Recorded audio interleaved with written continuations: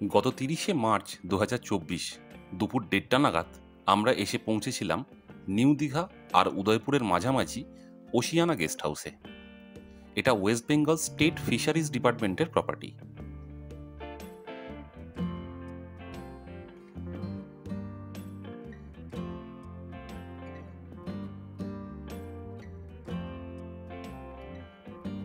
ভেতরে গাড়ি পার্কিংয়ের ব্যবস্থা আছে।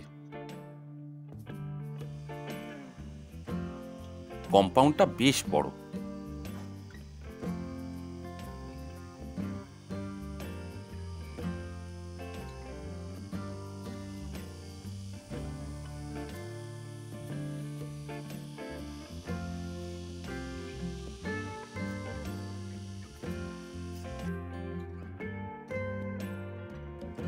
বেশ কিছুটা খোলা জায়গা, সেখানে দোলনা আছে।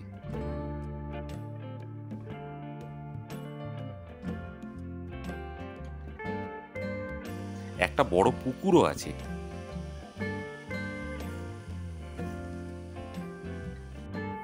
তবে আগে আমরা দেখে নেব ঘরগুলো কেমন।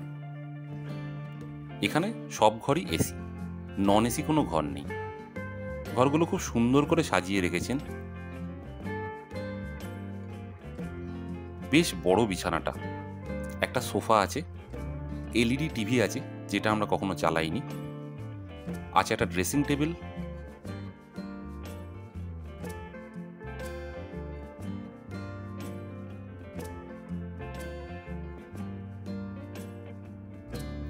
আর দরজা দিয়ে ঢুকেই একটা কাবার্ড, আর তার সাইডে ফিট করা আছে একটা আয়না। এটা হলো বাথরুম।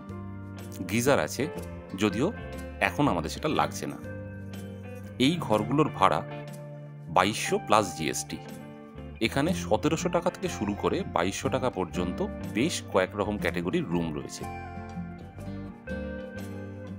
ওশিয়ানা গেস্ট হাউসের বুকিং করতে পারবেন অনলাইনে। ওয়েবসাইটের লিংক ডেসক্রিপশন বক্সে দিয়ে দিলাম।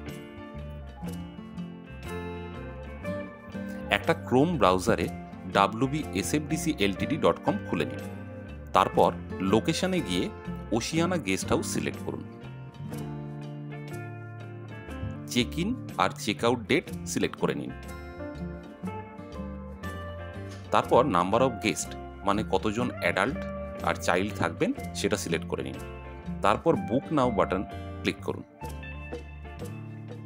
এই পেজটা খুলে যাবে। যদিও এখানে শুধু 1700 টাকার ঘর দেখাচ্ছে, কিন্তু এই সিলেক্ট বাটনটা ক্লিক করে এগিয়ে যেতে হবে। পরের পেজেই দেখা যাচ্ছে এখানে 5 রকম ক্যাটাগরির ঘর আছে। আপনার সিলেক্ট করা ডেটে অ্যাভেলেবিলিটি দেখিয়ে দেবে।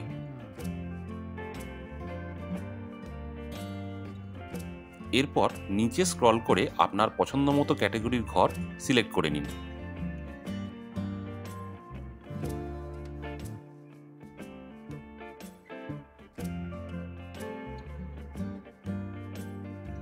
তারপর বুক নাও বাটনে ক্লিক করুন।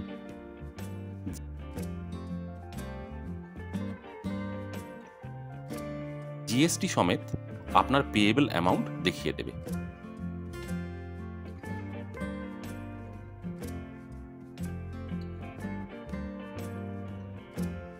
এখানে আপনাকে লগ ইন করতে বলবে। ফোন নাম্বারই user ID. Log in create করা না থাকলে সাইন আপ করে নিন। তারপর নেট ব্যাংকিং, ক্রেডিট কার্ড বা ডেবিট কার্ড দিয়ে পেমেন্ট করে বুকিং কনফার্মেশন স্লিপ পিডিএফ ফরম্যাটে ডাউনলোড করে নিন। আমরা এখন লাঞ্চের জন্য চলে এসেছি ডাইনিং হলে। এই হলো ওশিয়ানার খাবারের মেনু। স্ক্রিনে প্রোভাইডেড দুটো নাম্বারে আগের দিন ফোন করে লাঞ্চের অর্ডার জানিয়ে দিতে ভুলবেন না কিন্তু। সবাই ডিফারেন্ট একটুখানি থালি নিয়েছি, মানে ভেজ থালির সাথে অ্যাডেড হচ্ছে ননভেজ আইটেমস। তো এখানে হচ্ছে এর মধ্যে হচ্ছে ভাত, আলু ভাজা, এগুলো তো রয়েছে। তার সাথে রয়েছে ডাল, আলু পোস্ত, আর আমরা নিয়েছি পোস্তর বড়া, আর নিজেদের পছন্দ অনুযায়ী মাটন, এদিকে পমফ্রেট, আর এদিকে হচ্ছে ভেটকি মাছ।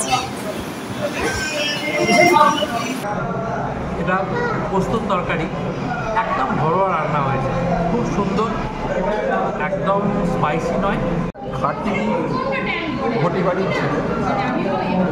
ভীষণ টেস্টটা ভালোই বুঝবো, হাই ফাই কিছু বলবো না, বাট মানে নর্মাল একটা মানুষ, বাঙালি মানুষের খাবার দাবারের স্তর করা যেরকম হওয়া উচিত সেটা। এটা হচ্ছে ভেটকি কারি, একটু টেস্ট করে দেখা যাক।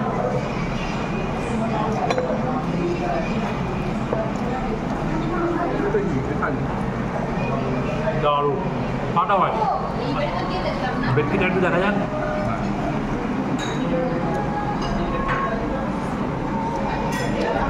অসাধারণ, এটা আমি আগেবারও টেস্ট করেছিলাম, অসাধারণ লেগেছিল, তাই এবারও আমি ভেটকিটাই অর্ডার দিয়েছি।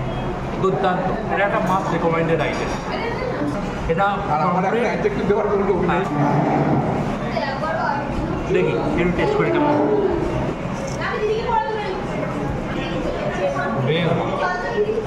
বেশ ভালো, এবং মাছটার টাটকা সেটা বোঝা যাচ্ছে, বেশ ভালো, হাইলি রেকমেন্ড। এখানেই শেষ নয়, কোম্পানি আরও দিচ্ছে। মাটনটা একটু টেস্ট করছি, দেখা যাক কেমন হয়।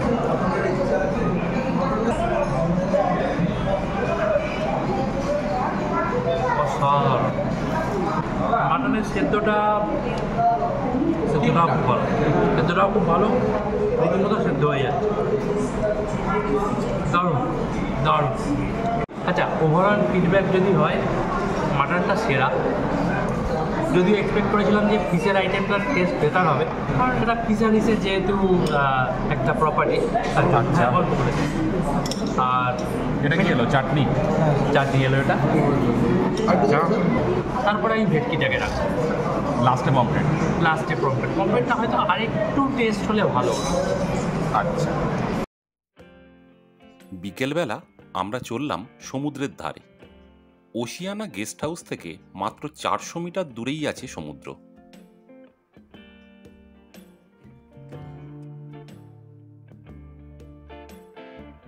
দুপাশে ঝাউ আর অন্য গাছগাছালির মধ্যে দিয়ে হাঁটা পথটাও বেশ মনোরম।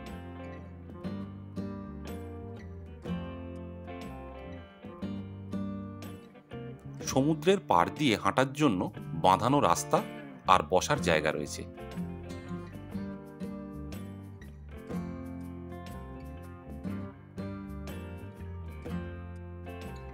আর বাঁদিকে রয়েছে একটা ওয়াচ টাওয়ার।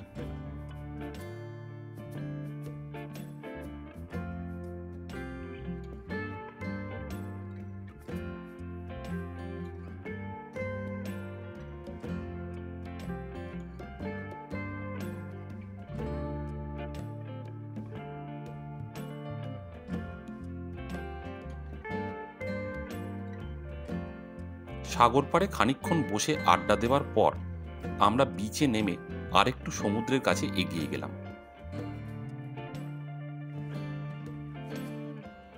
সি বিচে এদিন আমরা অসংখ্য স্টারফিশ দেখলাম।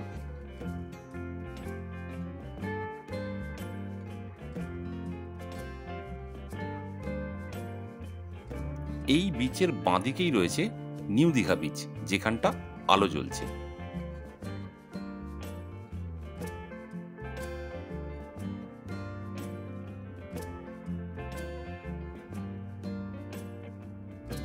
আর ডান দিকে উদয়পুর বিচ, সেখানে ভিড়ভাট্টা নেই।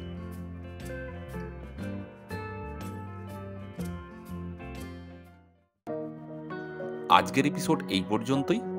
এর পরের পর্বে থাকবে ওশিয়ানা থেকে মেরিন ড্রাইভের রাস্তা ধরে মন্দারমণি যাওয়ার গল্প। সেখানে একটা নতুন হোটেল রূপকথার review. Till then, good bye. এই এপিসোডটা ভালো লেগে থাকলে লাইক, শেয়ার আর সাবস্ক্রাইব করতে ভুলবেন না কিন্তু।